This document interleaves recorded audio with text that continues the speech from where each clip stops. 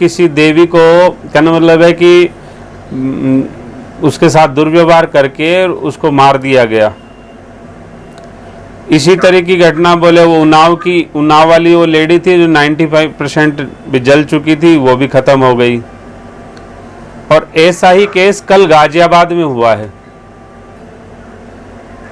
यानी कि एक पत्रकार महोदय वो अपनी रियल भांजी, उस रियल भांजी को असामाजिक तत्व जो थे छेड़ते थे और उसके साथ दुर्व्यवहार करते थे।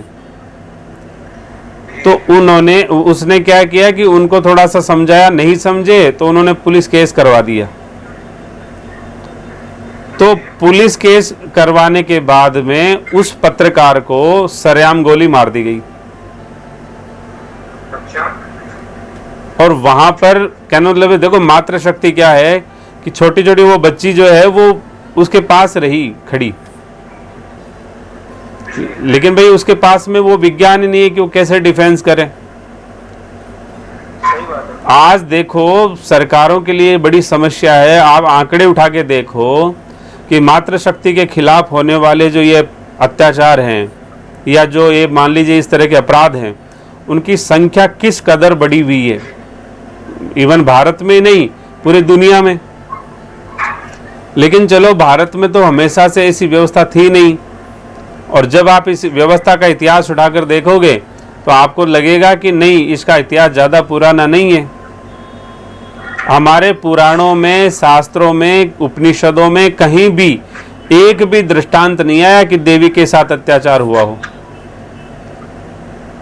अच्छा, एक दृष्टांत नहीं आया कहीं। चाहे वो कहीं भी जाए, रात्रि में रहे, कुछ भी रहे, कहीं भी रहे, उसको कहने मतलब है कि कभी भी समाज का कोई व्यक्ति कुदृष्टि से देखना, उसके साथ दुर्व्यवहार करना, उसके साथ कभी ऐसा किया नहीं गया। और जो आजकल ये रेप नाम का जो कॉमन वर्ड आ गया, वो तो कभी इतिहास में आया ही नहीं अपने यहाँ पर। और इसका मूल एक ही कारण है, वो है षड्यंत्र शिक्षा। तो ये जो षड्यंत्र शिक्षा की वजह से क्या है, क्योंकि आत्मरक्षा का विज्ञान तो खत्म हो गया है। पहले देवियां खुद ही अपनी सती सावित्री इतनी ज्यादा होती थी, आत्मबल इतना भयंकर होता था कि उनकी शक्ति के सामने वैसे ही कोई नहीं टिकता था। तो वो विज्ञान भी था, वो संस्कार भी थे, समाज में सबके पास में वो संस्कार अब रहे नहीं। अब सरकार सोचती है कि क्या व्यवस्था की जाए। अब बताओ कि कोई घर में घुस करके असामाजिक तत्व बदमाशी कर रहा है और अपनी घर की बहन बेटियों के साथ करता है, और उसको समझाया जाता है, मारा नहीं जाता। और समझाने के बाद भी नहीं समझे तो थाने में रिपोर्ट की जाती है, और एक पत्रकार के माध्यम से की जाती है। तो ऐसे समय में भी, इस व्यवस्था में भी, जब समाज सुरक्षित नहीं है, माँ बहन बेटियां सुरक्षित नहीं है, तो आने वाली विकराल परिस्थिति क्या हो सकती है। सही बात है। आपका जो प्रश्न था ना कि इन बच्चियों को आत्मरक्षा की क्या जरूरत है, जी जी, तो ये आत्मरक्षा तो बच्ची हो चाहे बच्चा हो, सनातन के अंदर में सभी को मिलती थी। ज्यादा पुराना इतिहास थोड़ी। गायब कर दिया गया है इस चीज को बिल्कुल, ताकि किसी को पता ही नहीं चला कि ये बात की भाई पहले ऐसा भी होता था। नहीं, वो तो गायब तो सब कर दिया। लेकिन आप देखो, हमारे ज्यादा पुरानी इतिहास की बात नहीं है। अंग्रेजों के खिलाफ पहला आंदोलन किसने किया भाई? विधिवत बड़ा आंदोलन जो हुआ भारत के पूरी पृष्ठभूमि पे, वो किसने? देवी नहीं तो किया। तो यदि उसको बोध ही नहीं होता, उसको शिक्षा और वो संस्कार नहीं मिलते, तो कहां से कर लेती वो? सही बात। और क्षत्रिय भी मतलब ऐसा भी नहीं कि क्षत्रिय कन्या हो, वो भी मतलब ब्राह्मण कन्या थी। कोई ये कह दे कि साहब क्षत्रियों को तो अधिकार था इसलिए वो तो करते आए थे, ऐसा भी नहीं, वो तो ब्राह्मण कन्या थी। तो कहने का मतलब है वर्ण व्यवस्था का कोई लेना देना नहीं है। आत्मरक्षा तो स्वाभाविक और सबका स्वधर्म है। सही है। तो इसलिए इस संस्कार को सभी बच्चों को देना चाहिए, चाहे वो देवी हो चाहे कोई देवता हो।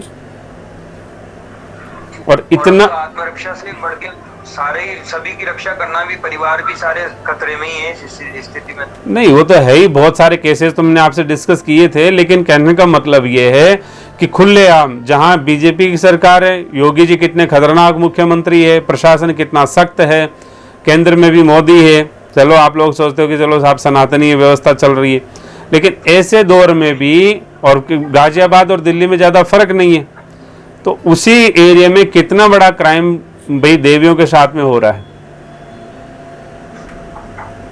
तो समाज इसको नहीं समझ पा रहा कि इसका मूल कारण क्या है। मूल कारण है सनातन से मुंह मोड़ लेना, हमारी जो विद्या प्रणाली उसको खत्म कर देना, जो शास्त्र और शस्त्र की जो हमारी कंपल्सरी स्टडी थी उसको छोड़ देना। तो ये सारी बातें हैं, इसलिए इन चीज़ों को, ये गुमराह की हुई चीज़ें हैं, ये हमारे को भ्रमित कर दिया। इस भ्रम विज्ञान से बाहर निकल करके बच्चों को सामर्थ्यवान बनाना चाहिए। उन बच्चों को तो कहने मतलब है कि होश ही नहीं है, डर जाते हैं छोटी छोटी चीज़ों से।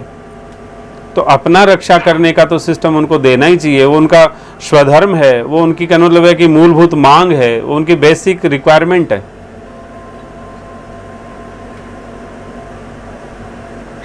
और ये एक जागरूक सामाजिक भाई नागरिक होने के नाते आसपास में भी हम सबको स्वधर्म के नाते, जो स्वधर्म जिसका है वर्ण व्यवस्था के आधार पर, यदि उस वर्ण व्यवस्था, क्योंकि सब जगह सभी लोग रहते थे, तो समाज में आपको रक्षक भी मिल जाएगा, तो समाज में सारे लोग विद्वान भी मिल जाएंगे, यानी कि सारी व्यवस्था मिलेगी समाज में छोटे छोटे जगह पर।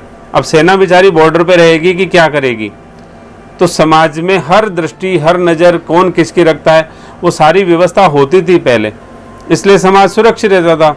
एक भी कोई सामाजिक तत्व, असामाजिक तत्व आता था, समाज ऑब्जेक्शन कर देता था, तो समाज सुरक्षित होता था।